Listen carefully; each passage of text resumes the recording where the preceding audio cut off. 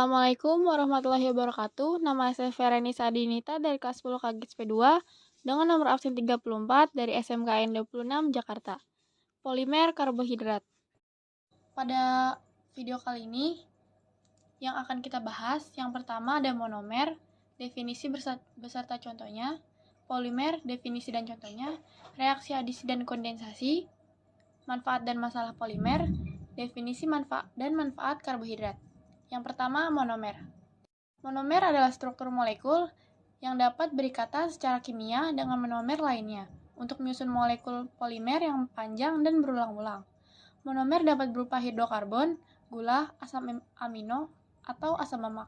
Yang kedua ada contoh. Yang pertama, homopolimer. Contoh homopolimer diantaranya adalah PVC tersusun dari monomer viniklorida. Contohnya homopolimer yang lain adalah polipropilena, polietilena, teflon, PVA. Kopolimer, contohnya dakron tersusun dari monomer asam tereftalat, bakelit, nilon, dan karet nitril. Yang kedua, polimer. Yang pertama, polimer adalah rantai berulang dari atom yang panjang, terbentuk dari pengikat yang berupa molekul identik yang disebut monomer. Contohnya, polimer alam, protein, amilum, selusa, glikogen, asam nukleat. Polimer sintesis alam, polietilena, PVC, teflon, nilon, tetoron, dan karet neoprena. Yang ketiga, reaksi dan adisi dan kondensasi. Polimerisasi adisi adalah reaksi pembentukan polimer dari monomer-monomer yang berikatan rangkap. Sedangkan polimerisasi kondensasi adalah reaksi pembentukan polimer bergugus fungsi disertai pelepasan molekul-molekul kecil. Yang keempat, manfaat dan masalah polimer.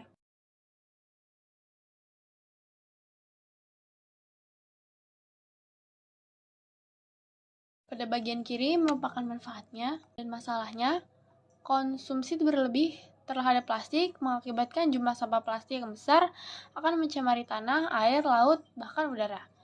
Terganggunya kesehatan bagi manusia tanpa disadari, contoh asap pembakaran plastik dan zat warna pada plastik hitam yang berbahaya, mudah terbakar, contohnya nilon dan plastik. Yang kelima, definisi dan manfaat karbohidrat. Yang pertama, pengertian karbohidrat. Karbohidrat, hidrat arang atau sakarida adalah biomolekul yang terdiri dari atom karbon, hidrogen, dan oksigen. Biasanya dengan perbandingan atom hidrogen, oksigen 2:1 dan rumus empiris CMN. Yang kedua ada asal karbohidrat. Karbohidrat dibentuk oleh tanaman hijau dari karbon dioksida dan air selama proses fotosintesis. Karbohidrat berfungsi sebagai sumber energi dan sebagai komponen struktural penting dalam organisme. Selain itu, bagian dari struktur nukleat yang mengandung informasi genetik dan terdiri dari karbohidrat. Yang ketiga ada metabolisme karbohidrat. Metabolisme karbohidrat adalah proses pencernaan yang memecah karbohidrat untuk mendapat energi.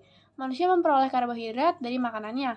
Makanan yang mengandung karbohidrat saat dikunyah akan dipecah oleh enzim petialin atau amilase dalam air liur menjadi glukosa. Yang keempat ada contoh karbohidrat. Serat merupakan jenis karbohidrat yang juga berasal dari tanaman, roti gandum, kacang-kacangan, dan sebagian sayuran yang dimakan bersama kulitnya dikenal sebagai sumber serat yang baik. Yang kelima ada manfaat karbohidrat. Sebagai sumber energi, memenuhi kebutuhan kalori, menunjang fungsi otak, dan memelihara otot. Sekian video dari saya, kurang lebihnya mohon maaf. Wassalamualaikum warahmatullahi wabarakatuh.